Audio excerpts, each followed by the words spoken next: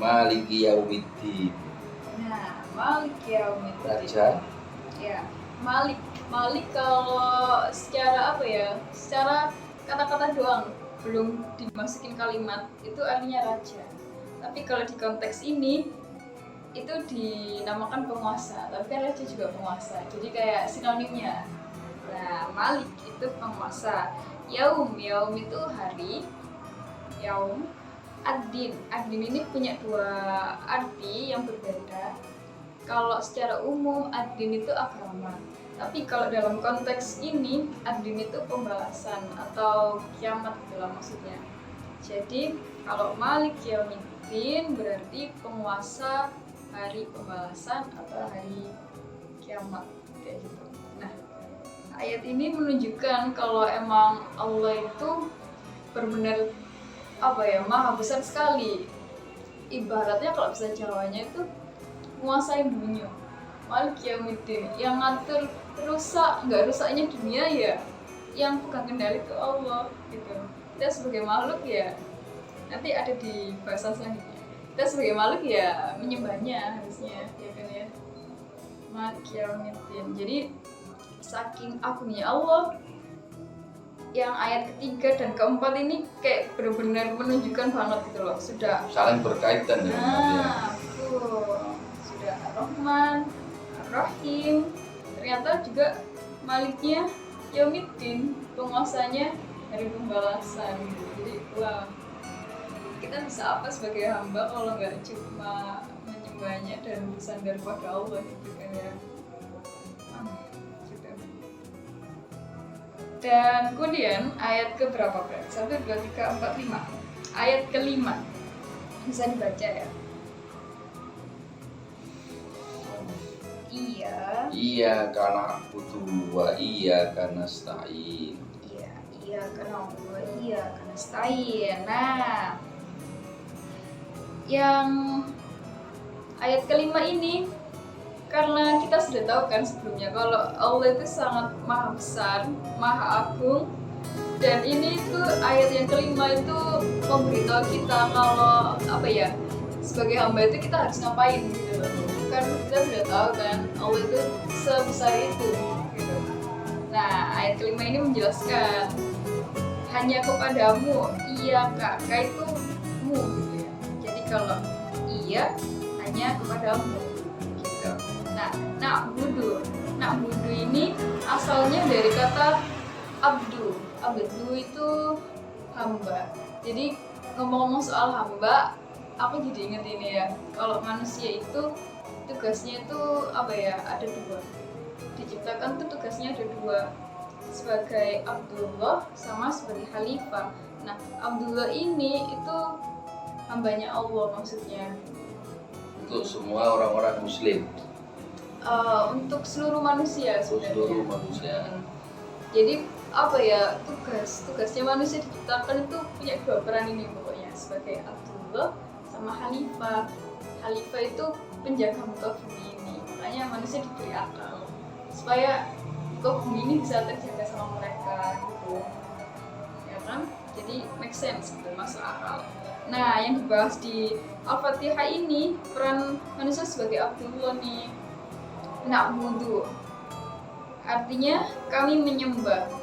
Jadi hanya kepadamu kami menyembah, wa iyyaka dan hanya kepadamu lah juga nasta'in kami memohon pertolongan gitu.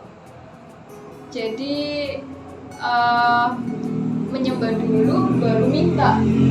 Itu tuh sama kayak kita menjalankan kewajiban dulu baru menuntut hak. Jadi ayat kelima ini memberi kita tuh hidup tuh kayak gimana sih? Ya kita tuh hidup ya ngejalanin kewajiban dulu baru menuntut hak.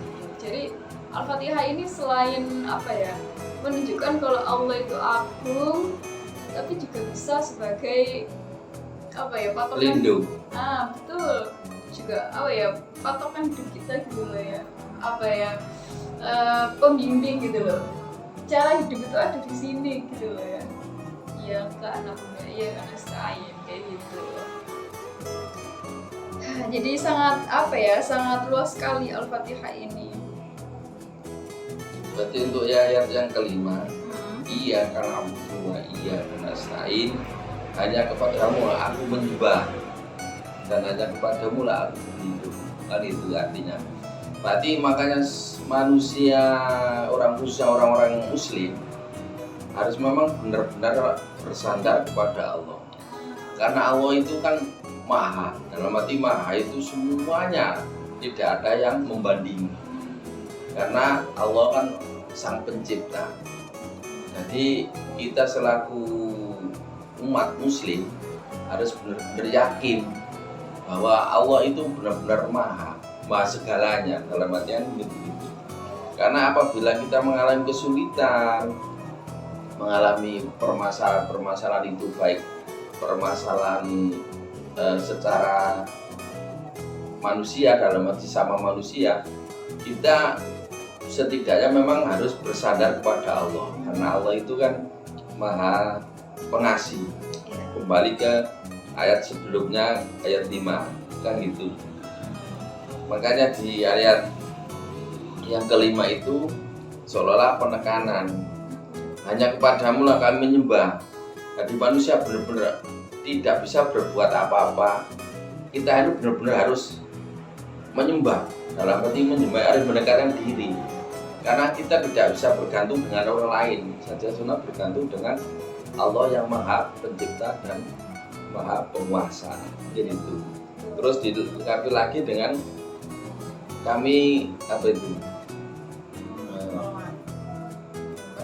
Menyembah dan pertolongan. Nah, jadi sudah saya sampaikan tadi, mungkin tidak ada umat dalam kesulitan apapun kalau tidak Allah yang menolong. Mungkin itu artinya. Kurang lebihnya seperti itu. Apa seperti itu kira-kira? Jadi satu-satunya tempat sandaran paling aman dan paling gak PHP ya cuma Allah.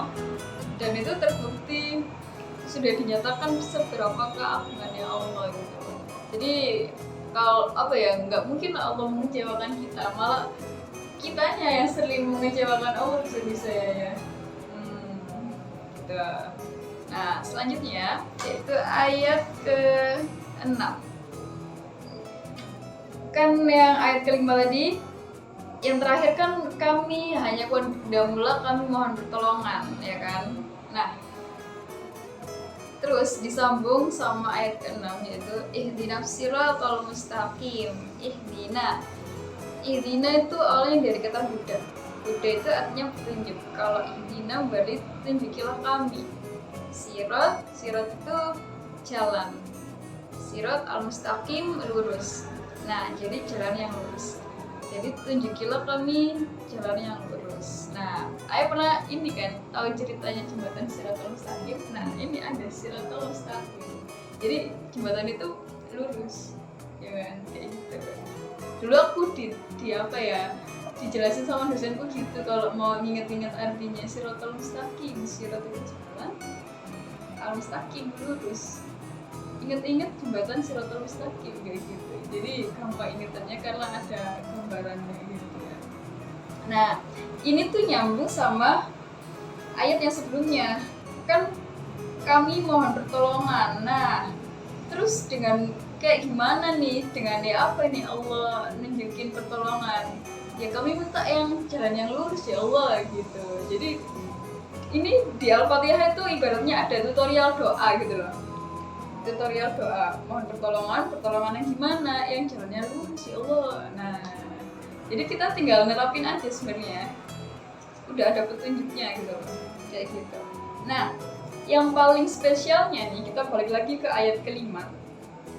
Dulu pernah dijelasin sama dosenku ya, kalau abis membaca surat kelima ini, iya kan kalau membaca Al-Fatihah kan dikeraskan ya, kalau sholat ya kan.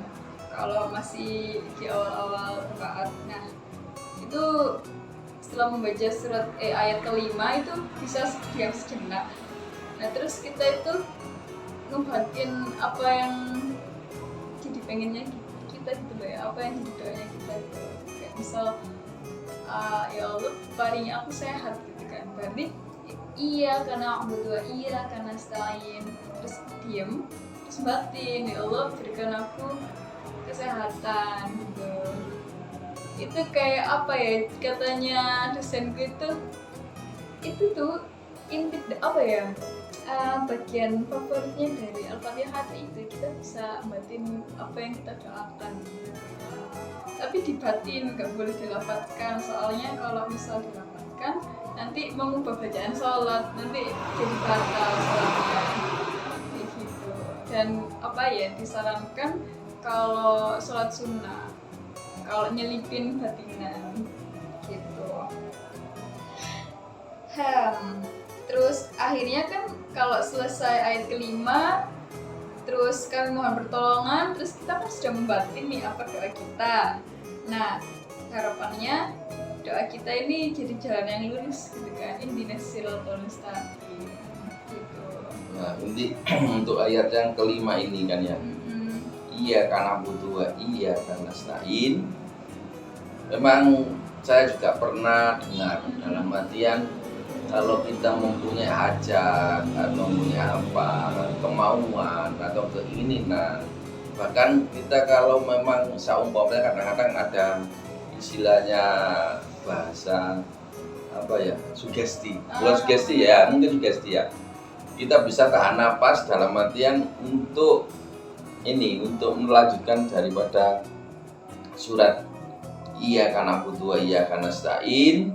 Kita tahan napas, kadang-kadang kita kemauannya apa, baru dibaca seterusnya, surat seterusnya. Ihdinas siratal mustaqim. Saya pernah dengar seperti itu. Berarti satu pemahaman gitu ya. Nah, ihdinas siratal mustaqim, tunjukilah kami jalan yang lurus. Nah, jalan yang lurus ini belum cukup ya kan, dan jalan lurus buntu ternyata. Jadi perlu dispesifikkan jalan lurusnya kayak gimana nih. Nah, ini dijelasin di ayat ke-7.